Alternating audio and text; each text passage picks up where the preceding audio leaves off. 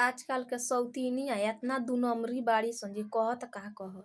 चोली चडी देखावत रहत वीडियो बनावत आ चाहे यही तरह गांव नगर में मेहरारू चोली चडी देखावत आपन आपन मरद के छोड़ देत आ अपन मरद केतनो सुंदर रहता तो ओकनी के नइखे देखत, फलना के चिलना के देखत रहत कि तू कैसन बाड़ा तू कैसन। ए सौतीनिया तुनके एगो मरद से पानी नइखे पचत एगो मरद से तुनके पानी नइखे रहत रे सौतीनिया सन।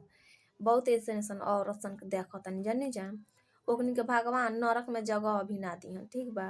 ओकनी के रबड़ के कीड़ा पड़ियसन, प्लास्टिक के कीड़ा पड़ी, उ कीड़ा पड़ी जे ओकनी के केहू कुछंतर ना मिली जानी जा।